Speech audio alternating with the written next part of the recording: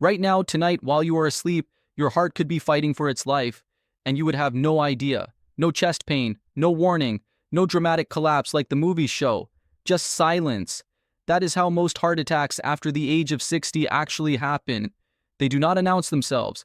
They build quietly night after night while you are lying in bed doing things you have been told are completely normal.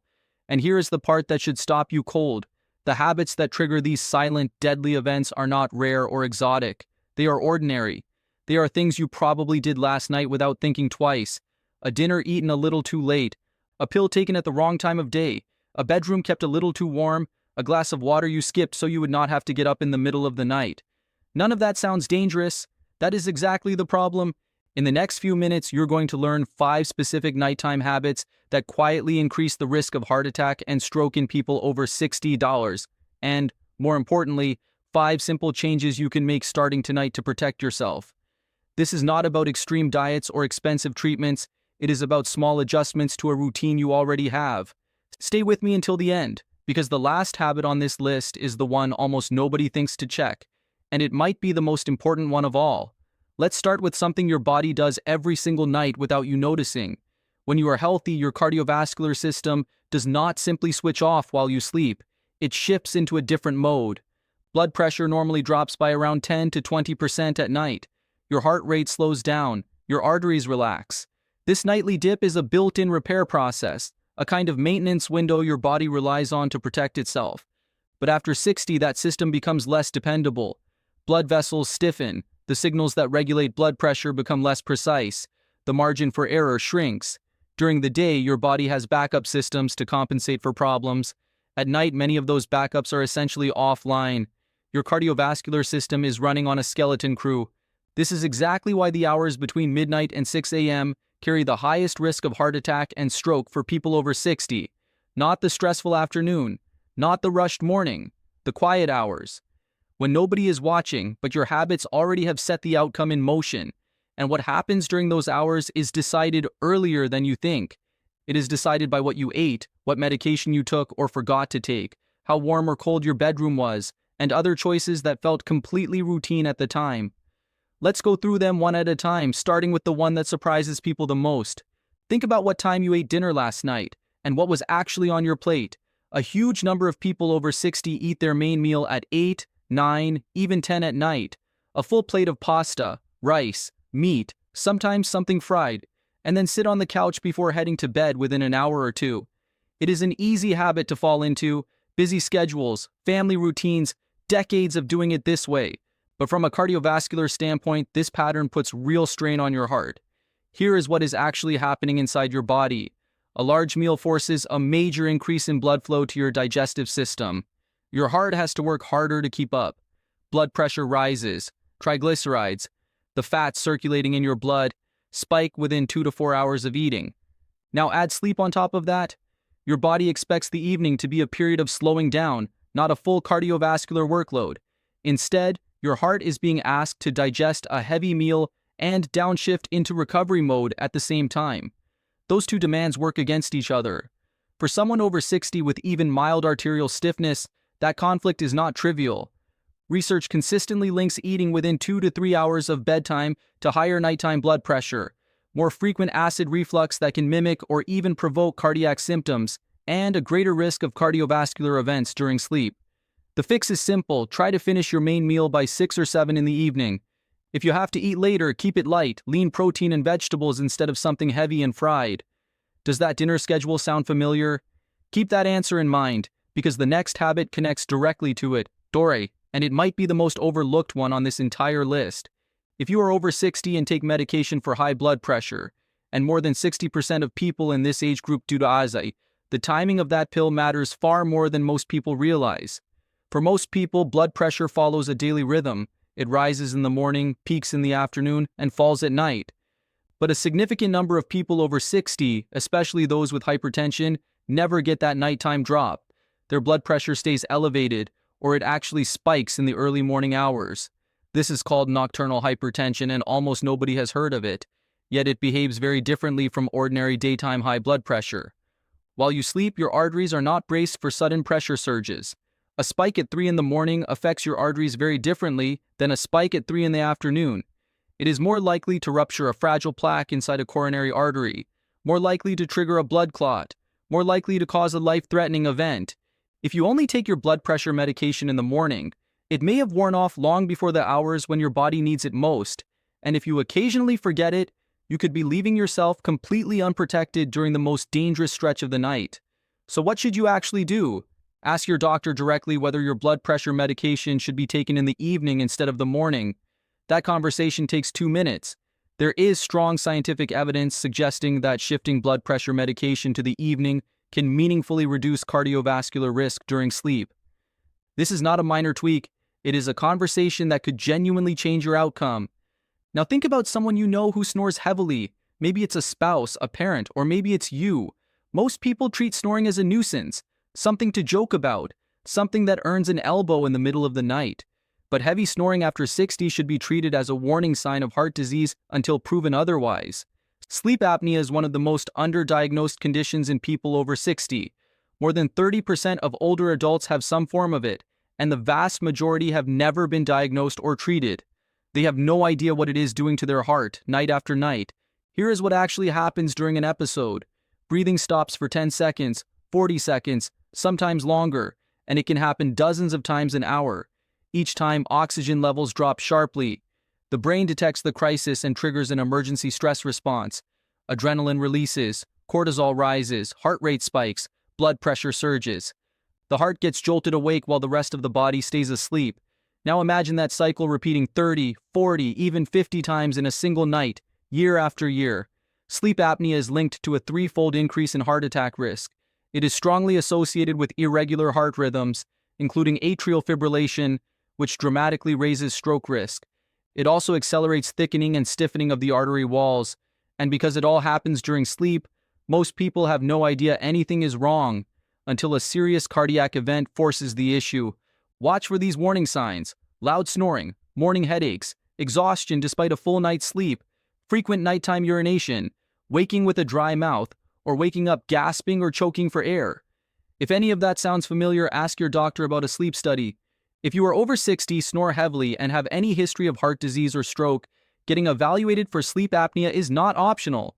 It is a core part of protecting your heart. Treatment, most often a CPAP device, is not glamorous, but the evidence is remarkable. Consistent use is linked to lower blood pressure, reduced rates of atrial fibrillation, and significantly lower cardiovascular risk overall. One habit: enormous protection. Now here is a habit driven by logic that quietly works against you. Many people over 60 deliberately cut back on fluids in the evening. The reasoning makes sense on the surface. Nobody wants to wake up at 2 a.m. to use the bathroom, and getting up at night raises the risk of a fall. So people stop drinking water after dinner, sometimes even by mid-afternoon.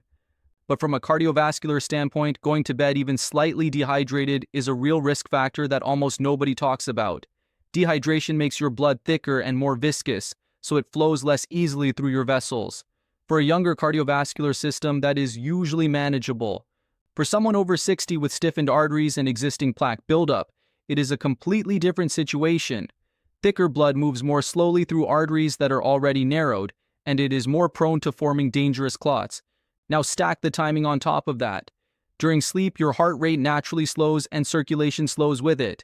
Combine that slower circulation with thicker blood, hours of stillness, and arteries that may already be partially blocked, and you have one of the key reasons heart attacks and strokes cluster in the early morning hours.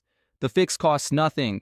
Drink 1 full glass of water, about 8 ounces doser, before bed. Keep another glass on your nightstand.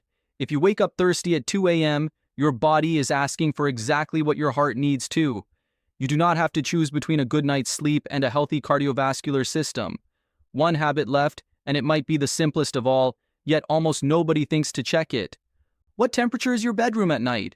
Most people never consider that question in relation to heart health. They think about comfort, not cardiovascular strain. But your heart performs best within a fairly narrow temperature range, and outside that range it works harder than it should every single night. When a bedroom climbs above roughly 72 degrees Fahrenheit or 22 degrees Celsius, your body has to work all night to shed excess heat. Blood vessels dilate, heart rate stays elevated, and you sweat more. which brings back the dehydration problem already covered.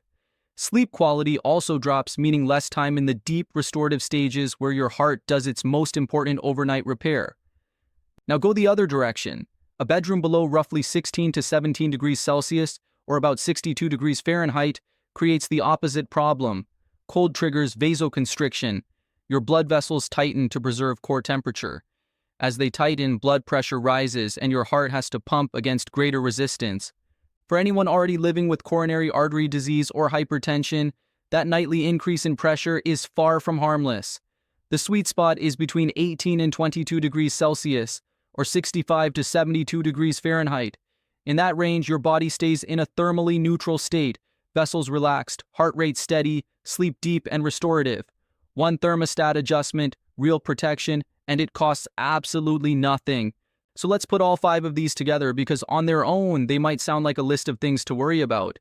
Together, they are actually a simple blueprint you can follow every single evening.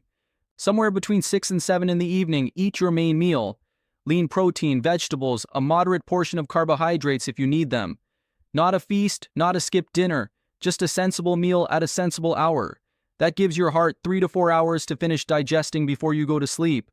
Around 7, handle your water and your medications. If you have not already discussed the timing of your blood pressure medication with your doctor, let this be the reminder to do it. For many people, evening dosing offers meaningfully better protection. Between 8 and 9, give yourself a real wind-down period, a short walk, a book, a quiet conversation, and time away from bright screens, which suppress melatonin and keep your nervous system wired longer than it should be before bed. By 9, prepare your bedroom, adjust the thermostat, crack a window if needed, put a glass of water on your nightstand. It takes less than 2 minutes, and it matters. By 10, aim to be in bed. And one last detail that costs nothing at all. If you snore or if anyone has ever told you that you stop breathing in your sleep, try sleeping on your side instead of your back. Back sleeping can significantly worsen airway obstruction, while side sleeping can reduce episodes of sleep apnea while you arrange a proper medical evaluation. Dinner by 7. Water and medication around 7. A calm, screen-free evening until 9. Bedroom prepared by 9. In bed by 10. Sleeping on your side. None of this is complicated. The real question is not whether it works. The evidence on that is clear. The real question is whether you will actually follow it starting tonight. Because here is the truth. None of these 5 factors are mysterious or rare. A late dinner, a missed blood pressure pill, a bedroom that runs too warm, a body that is quietly dehydrated, an airway that has been struggling silently for years while the snoring gets treated as a joke. These are not unusual risk factors. They are the background noise of millions of ordinary evenings. But repeated night after night, year after year, that background noise can eventually become the event that nobody saw coming, simply because nobody knew where to look. So here is your action plan in 5 simple steps. First, finish your main meal by 6 or 7 in the evening. No extreme diet required, just a sensible dinner at a sensible time. Second, talk to your doctor specifically about the timing of your blood pressure medication and ask whether taking it in the evening makes sense for you. That single conversation could turn out to be the most important one you have all year. Third, if you snore, wake up exhausted, or have ever been told you stop breathing at night, get evaluated for sleep apnea. After 60, this is not optional. It is a core part of protecting your heart. Fourth, drink 1 glass of water before bed and keep another on your nightstand. Do not let your blood thicken overnight just to avoid 1 bathroom trip. Fifth, keep your bedroom between 18 and 22 degrees Celsius or 65 to 72 degrees Fahrenheit. One simple adjustment, real protection at no cost at all. Which of these 5 habits sounded a little too familiar? Chances are at least 2 or 3 did, and if so, you are far from alone. Most people recognize themselves somewhere on this list. The only thing that changes now is what you do with that knowledge. If someone in your life, a parent, a spouse, a sibling, a close friend over $60, has never connected their nightly routine to their heart health, this is exactly the information they need. Share it with them. Your heart has been working for you every minute of every day and every night for your entire life. Tonight, give it the conditions it actually needs to keep doing that for many more years to come. This information is general and based on current cardiovascular research. It is not a substitute for personalized medical care. Before making any changes to your medication schedule, especially the timing of blood pressure medication, please consult your own physician.